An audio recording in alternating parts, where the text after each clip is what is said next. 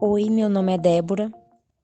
Estou cursando licenciatura em Química no IFG Campus Inhumas. Eu e a Vaniele vamos falar hoje um pouco sobre forças intermoleculares. Mas antes eu quero falar um pouquinho para vocês sobre moléculas polar e apolar e forças de polo e forças de polo induzido.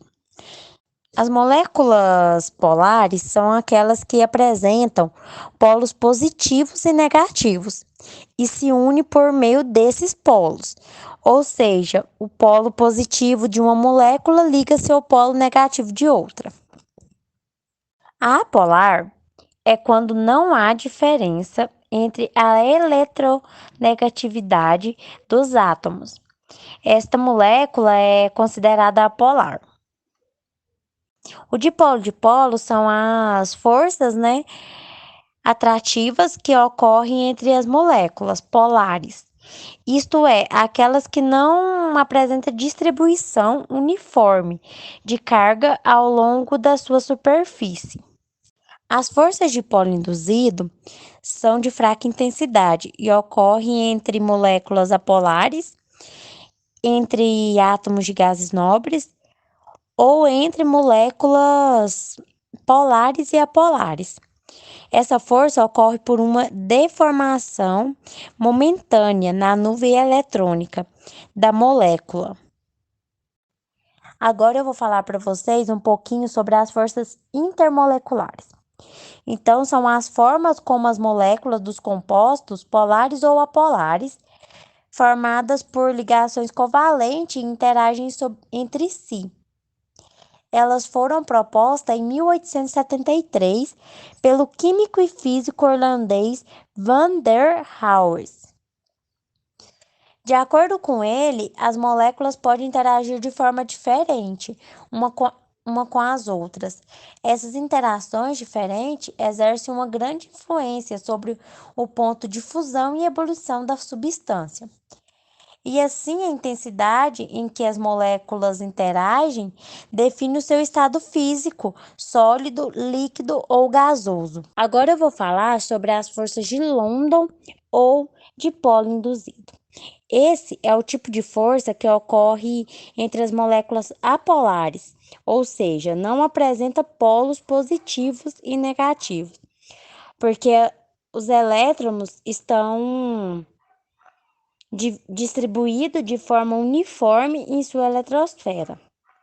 Então, a distribuição uniforme dos elétrons em uma molécula apolar pode acontecer em curto instante.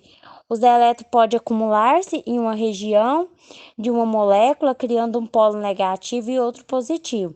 É como se essa molécula está próxima à outra, esse dipolo temporário acaba induzindo os elétrons da outra molécula e se agruparem em uma extremidade e assim sucessivamente. Agora eu vou falar da formação de um dipolo temporário em uma molécula apolar. Assim, as moléculas que eram apolares passam a ter um dipolo que já foi induzido. E aí, como que fica, a interação de moléculas apolares em um dipolo induzido?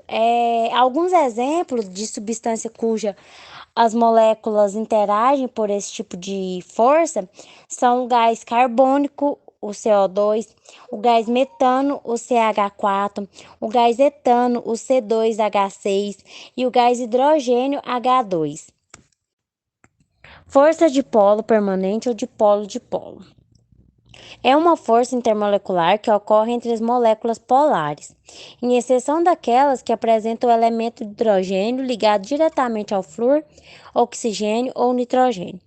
Alguns exemplos em que as moléculas interagem por dipolo são o ácido clorídrico, o HCl, o dióxido de enxofre, o SO2 e entre outros. Como as moléculas são polares, como eu já falei, de polos positivo e negativo, ela vai interagir de forma que o polo negativo se une a um polo positivo e assim por diante, E aí, um exemplo de representação do dipolo permanente entre as moléculas do ácido clorídrico é em virtude, né, da presença do dipolo, já que as moléculas são polares entre dipolo e dipolo, é mais intensa do que a dipolo induzido.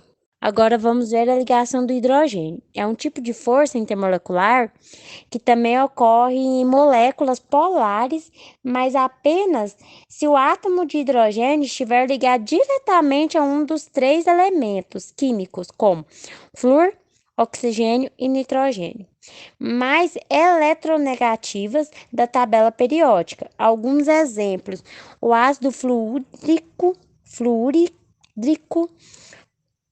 um HF, a amônia NH3 e a água H2O. As formas estruturais, a substância de ácido fluorídrico, a amoniago, exemplo é como a ligação de um hidrogênio que ocorre em moléculas cuja diferença da eletronegatividade entre os átomos é muito grande e trata-se de uma força intermolecular de alta intensidade, maior que a dipolo e a dipolo induzido. Bom, antes da gente começar a falar dos ácidos carboxílicos, é preciso que a gente relembre um pouco o que são os dímeros. Os dímeros, eles são oligômeros, são constituídos aí de unidades repetitivas de uma molécula que podem ser semelhantes ou idênticas, fazendo aí derivações de cópias da molécula menor, que é o seu monômero. São ligados por ligações que podem ser fortes ou fracas, covalentes ou intermoleculares. Os ácidos carboxílicos são compostos orgânicos caracterizados pela presença de uma carboxila e estão presentes nas frutas cítricas, no vinagre, em produtos farmacêuticos e até mesmo nos conservantes. Os ácidos carboxílicos são compostos orgânicos caracterizados pela presença de uma carboxila e estão presentes nas frutas cítricas, no vinagre, em produtos farmacêuticos e até mesmo nos conservantes. A solubilidade e o aspecto vão variar conforme o número de carbonos na cadeia. Então, ácidos carboxílicos com até 4 carbonos são incolores e líquidos, miscíveis em água. 5 a 9 carbonos são líquidos viscosos, incolores e pouco solúveis em água. E de 10 ou mais carbonos são sólidos brancos e insolúveis em água. Depois, então, da gente ter aprendido um pouco sobre os ácidos carboxílicos, é importante a gente ter uma noção aonde eles estão inseridos no nosso dia a dia. O ácido carbônico, ele está presente no sangue e em bebidas gaseificadas. O ácido acético ou etanóico presente no vinagre. Ácido butírico ou butanóico presente no leite e em derivados. O ácido fórmico ou metanóico está presente no veneno da formiga vermelha. O ácido valérico ou pentanóico é um fármaco usado como calmante ou sedativo, que também é aplicado no tratamento de acnes. Os ácidos carboxílicos, eles tendem a ligar-se por meio da formação de pontes de hidrogênio, o que forma um dímero, como vimos lá no início, em que duas moléculas passam a comportar-se como uma só, com um dobro da massa molecular. Os ácidos carboxílicos reagem com bases, formando sais carboxilados, ou sais orgânicos. Vamos considerar nesse exemplo, então, o R como um radical orgânico e A como um metal. Esse tipo de reação é utilizada na produção de aromatizantes. Acontece entre molécula de ácido carboxílico e um álcool, formando éster e uma molécula de água. Nesse tipo de reação, acontece a retirada da carboxila do ácido, tendo como produto o gás carbônico e um alcano, que é a molécula orgânica proveniente do radical ligante, a carboxila do ácido. A solvatação é o termo usado quando partículas do soluto são envolvidas por moléculas do solvente numa dissolução. Isso pode ocorrer com solutos iônicos formados por íons e também por solutos moleculares formados por moléculas. A solvatação ela pode ser denominada como hidratação quando o solvente da dissolução for a água. A solvatação ocorre quando, por exemplo, adicionamos sal de cozinha, NaCl, na água. Os íons Na+, eles tendem a ser atraídos pela região eletricamente negativa de algumas moléculas de água e, ao mesmo tempo, os íons Cl-, presentes no retículo cristalino do sal, são atraídos pela região eletricamente positiva das outras moléculas de água. Por meio dessa atração, a água gradativamente desfaz o retículo do cloreto de sódio, e os íons Na+ e Cl- são envolvidos por várias moléculas de água e dissolvidos. Esse processo, então, é um exemplo de solvatação de íons. Vamos tentar entender, então, como que isso funciona. Quando a gente pega o NaCl, que é o sal de cozinha, e coloca ele na água, o Na vai se separar do Cl. Em volta do Na, vai surgir moléculas de água, no nosso caso aqui são 6, formando uma interação íon-dipolo. Essa interação íon-dipolo, ela vai ocorrer de várias maneiras, de várias formas. Isso que está ao redor do íon, né, junto com as moléculas de água, que é chamada de camada de solvatação. E até existem números determinados. O exemplo que a gente traz, íons metálicos, que se forem rodeados por 6 moléculas de água, formam um arranjo octaédrico. Isso vai ficar, então, mais ou menos assim. Isso aqui é um plano quadrado, com 4 moléculas de água em volta do íon. E tem uma molécula de água em cima e outra embaixo. Essas moléculas, então, formam a camada de solvatação. Vamos tentar lembrar lá do átomo de Bohr, que é o núcleo e em volta do núcleo a camada eletrônica. Em vez disso, aqui vai ser o íon e em volta do íon as moléculas de água que formam a camada de solvatação. Nesse outro exemplo aqui, a gente tem o retículo cristalino, né, os íons ali, e depois os íons hidratados, porque a gente falou lá no começo, hidratação é sinônimo de solvatação quando o solvente for água.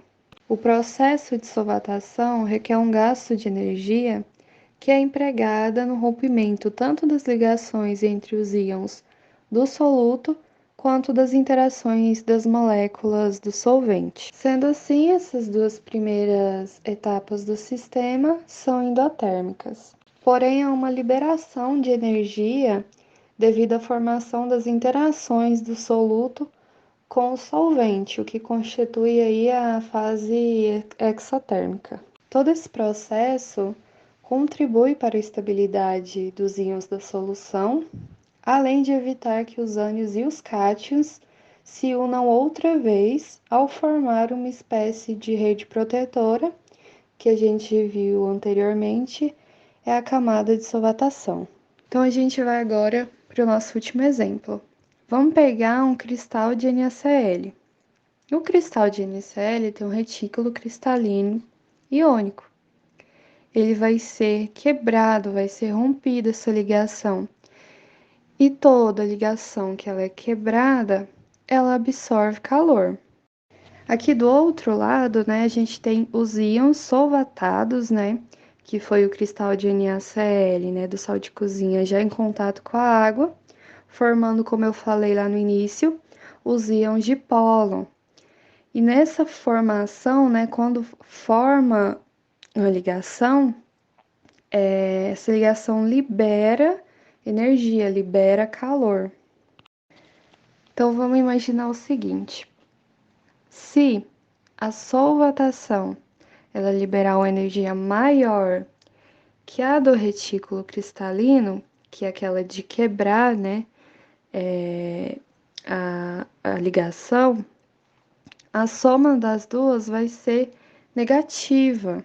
Então vai ser uma dissolução exotérmica.